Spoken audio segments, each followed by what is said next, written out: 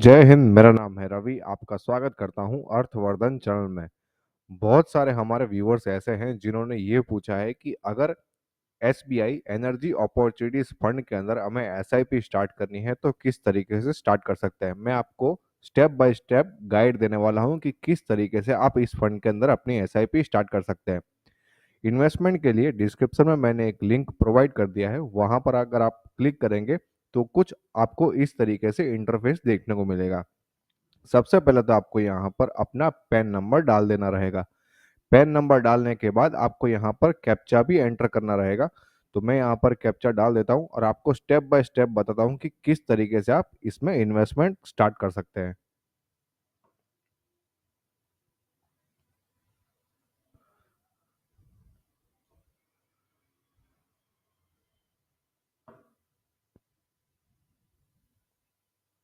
हमने अपना pan number डाल दिया और साथ में कैप्चा भी सही तरीके से एंटर कर दिया है। अगर आप एसबीआई म्यूचुअल फंड के अंदर पहली बार इन्वेस्टमेंट कर रहे हो तो आपको यहाँ पर एक ऑप्शन दिखाएगा क्रिएट फोलियो। तो क्रिएट फोलियो के ऊपर क्लिक करके आपको अपना पोर्टफोलियो क्रिएट कर लेना है। ये बहुत ही इजी स्टेप है। इसमें ज़्यादा कुछ टेंशन लेने की ज़रूरत नहीं होती। जो बेसिक डिटेल्स होती है वही आपसे मांगी जाती है। साथ में अगर आपकी केवाईसी नहीं हुई है तो वहां पर आपको सबसे पहले केवाईसी फिलअप करने के लिए कहा जाएगा। तो आपको अपनी पहले ई केवाईसी कर लेनी है। ये ऑनलाइन प्रोसेस है। इसके लिए आपको कहीं पर भी बैंक्स या फिर कोई भी एएमसी के ऑफिस में जाने की जरूरत नहीं रहेगी। आप ये सब कुछ घर पर बैठ के ही आराम से कर सकते हैं। अगर आपने अपना फोलियो क्रिएट नहीं किया है तो पहले अपना फोलियो क्रिएट कर लीजिएगा। इसके बाद यहाँ पर आपको ओटीपी के लिए दो ऑप्शन दिए जाते हैं। पहला है मोबाइल नंबर, दूसरा है मेल आईडी। मेरा मेल आईडी अभी ओपन है तो मैं मेल आईडी को सिलेक्ट करता हूँ और सबमिट कर देता हूँ। और जो भी ओटीपी आएगा वो आपको यहाँ पर सबमिट करना रहेगा। तो यहाँ पर ये बॉक्स ओपन हो चुका है जहाँ पर हम जो भी ओटीपी आया है वो डालेंगे। मैंने अपना ओटीपी डाल दिया है। वेरीफाई मैं कर देता हूँ इसको।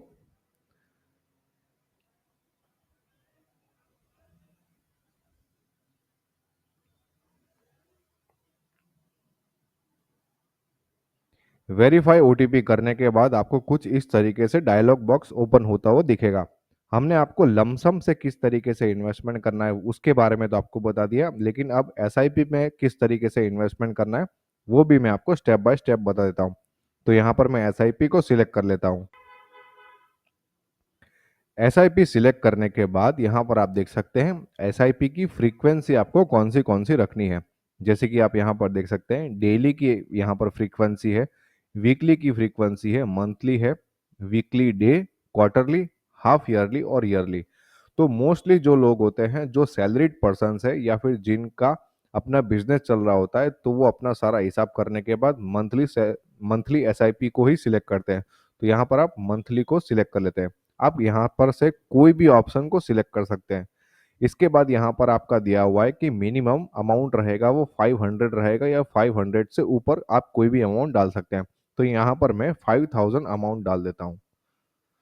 इसके बाद यहाँ पर आपको पूछेंगे कि आपको कौन सी डेट से अपनी एसआईपी स्टार्ट करनी है। तो यहाँ पर मैं सिलेक्ट कर लेता हूँ 25 मार्च।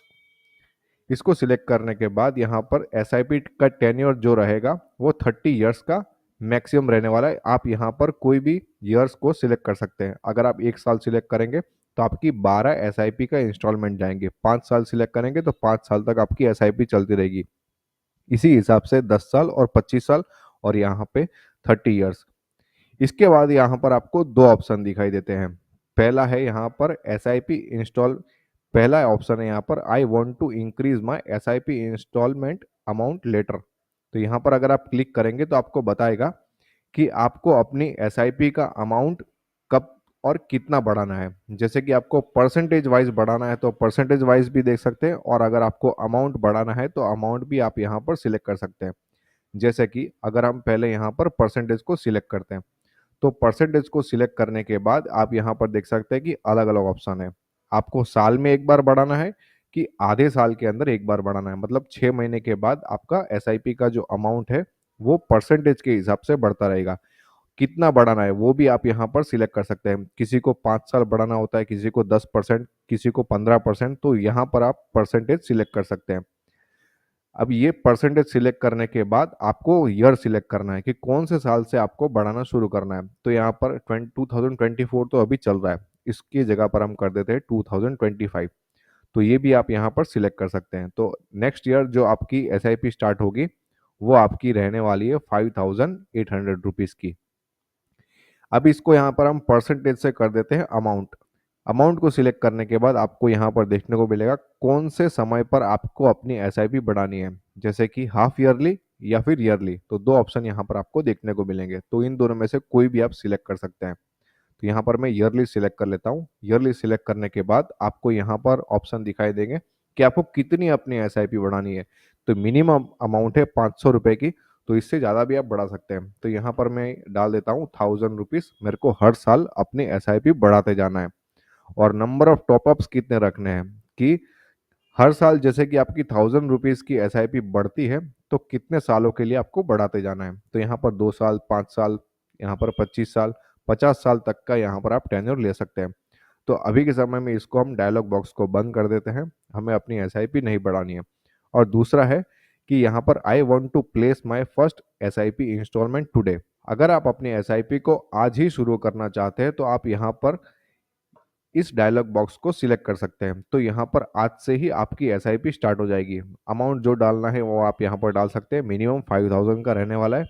तो आप यहाँ पर इसको सिलेक्ट कर सकते हैं। इसको मैं बंद कर देता हूँ। इसके बाद हम चलते हैं प्रोसीड टू पे। यहाँ पर ये राइट हैंड साइड में नीचे की तरफ दिया हुआ है। अगर आपने अपना पोर्टफोलियो क्रिएट किया हुआ है तो यहाँ पर आपको दो ऑप्शन दिखाई देंगे। पहला रहेगा इंटरनेट बिलर और दूसरा रहने वाला है यहाँ पर वन टाइम मैंडेट। इंटरनेट बिलर वाला जो ऑप्शन है उसके अंदर क्या रहता है कि आपको अपना नेट बैंकिंग चालू होना चाहिए। नेट बैंकिंग चालू होगा तो उसके अंदर एक यूआरएन नंबर जनरेट होगा इसी प्रोसेस के थ्रू। तो वो थोड़ा आपको यहाँ पर डिफिकल्ट साबित हो सकता है, तो उसकी जगह पर हम यहाँ पर सिलेक्ट करेंगे वन टाइम मैंडेट। ये वाला जो प्रोसेस है वन टाइम मैंडेट वाला वो बहुत ही ईजी है, तो इसको आप सिलेक्ट कर सकते हैं। वन टाइम मैंडेट को सिलेक्ट करने के बाद यहाँ पर आपका ऑर्डर समरी भी देखने को मिलेगा, ऑर्डर नंबर देखने को मिलेगा, आपने कितने की आपने कितने की एसआईपी स्टार्ट करने वाले हैं वो आपको देखने को मिलेगा, स्टार्टिंग डेट क्या है और एसआईपी एंड डेट, ये सब आपको यहाँ पर देखने को मिलेगा। इसके बाद हम इसको कंटिन्यू कर देते हैं।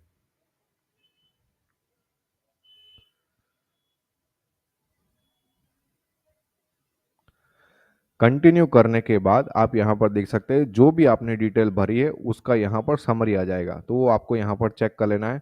अगर आपका ऑलरेडी पोर्टफोलियो क्रिएट हुआ है तो ये आप यहाँ पर देख सकते हैं कि आपका फोलियो नंबर ये है, इसके अंडर में ही आपकी एसआईपी स्टार्ट होने वाली है।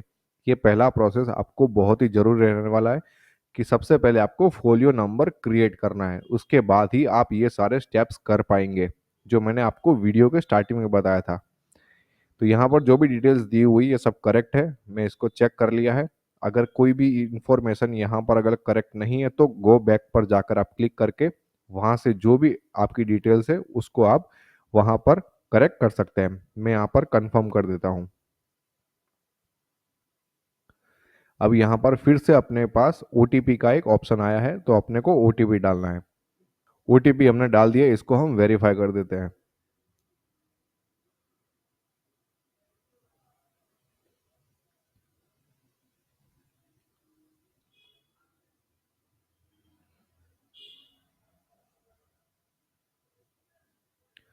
यहाँ पर ओटीपी डाल देने के बाद आपको यहाँ पर डिटेल्स दिखाई देगी, जैसे कि आपका फोलियो नंबर जो है वो दिखाई देगा, आपका बैंक कौन सा है, अकाउंट नंबर कौन सा है। अब आप कौन से मेथड के थ्रू अपनी एसआईपी स्टार्ट करने के बारे में सोच रहे हैं। पहला है यहाँ पर नेट बैंकिंग। जैसे मैंने आपको बताया था कि ये प्रोसेस जो है नेट बैंकिंग वाला वो थोड़ा ट्रिकी है, आपको बिलर ऐड करना आना चाहिए। इसके बाद डेबिट कार्ड का जो ऑप्शन है वो भी थोड़ा सा ट्रिकी है लेकिन सिंपल है। और सबसे इजी जो प्रोसेस है वो है यूपीआई ऑटो पे। मोस्टली लोग अभी के समय में यूपीआई को यूज करते हैं, तो हम यूपीआई का ऑप्शन ही सिलेक्ट करेंगे। डेबिट कार्ड वाला भी ऑप्शन जो है वो भी बहुत ही इजी है सिलेक्ट करना, वहां से जो प्रोसेस है करना बहुत ही ज़्यादा इजी है। अब यहाँ पर आप देख सकते हैं कि यहाँ पर मैंडेट का जो लिमिट दिया है वो दिया है 15,000 का। ये नोटिफिकेशन आपको यूपीआई एप्लीकेशन के अंदर आएगा, तो वहाँ पर आपको 15,000 जैसा अमाउंट लिखा हुआ रहेगा। वो अगर आप देखेंगे तो आपको चिंता नहीं करनी है, आपको अपने प्रोसेस को आगे बढ़ा देना है, क्योंकि ये जो वहाँ पर 15,000 लिखा हुआ आएगा, वो सिर्फ आपका मैंडेट का लिमिट रहने वाला है। मैंडेट का लिमिट का मतलब ये होता है कि 15,000 से ज़्यादा आपका पैसा एसबीआई म्यूचुअल फंड काट नहीं पाएगा। ये आपको ध्यान में रखना है। तो यहाँ पर जो मैंडेट टिल कब, ये मैंडेट कब तक चलेगा, तो 31 दिसंबर 2099 तक ये आपका मैंडेट चलने वाला है। इसके बाद हम इसको इसके बाद हम इसको प्रोसीड कर देते हैं। अब ये जो प्रोसेस है ये बहुत ही सिंपल है। यूपीआई आईडी जो भी है आपका, यूपीआई का जो एप्लीकेशन रहता है उसके अंदर से आप चेक करके अपना आईडी डाल देंगे। इसके बाद यहाँ पर प्रोसीड करने के बाद आपको यूपीआई का जो एप्लीकेशन है उसके अंदर एक नोटिफिकेशन आएगा। उसमें 15,000 का अमाउंट आपको दिखाएगा, लेकिन उसमें चिंता करने की ज़रूरत नहीं है। आपको वहाँ पर कितने की एसआईपी करी है वो भी आपको पता चल जाएगा, और वहाँ से आपको कंफर्म कर देना है। कंफर्म करने के बाद आपको ओटीपी आएगा, अपना पिन डाल देना है और आपका प्रोसेस कंप्लीट हो गया, आपकी एसआईपी स्टार्ट हो गई। ये बहुत ही सिंपल और इजी तरीका है आप अपनी एसआईपी स्टार्ट करने का। अगर किसी को भी अपने एसआईपी रजिस्टर करने के प्रोसेस के अंदर प्रॉब्लम आता है तो आप हमें नीचे दिए गए नंबर पर कॉल कर सकते हैं। हम आपकी जो भी प्रॉब्लम होगी उसको सॉल्व करने की कोशिश करेंगे। इन्वेस्टमेंट के लिए लिंक मैंने डिस्क्रिप्शन में दे दिया है, आप वहां से कभी भी अपना इन्वेस्टमेंट स्टार्ट कर सकते हैं। Thanks for watching.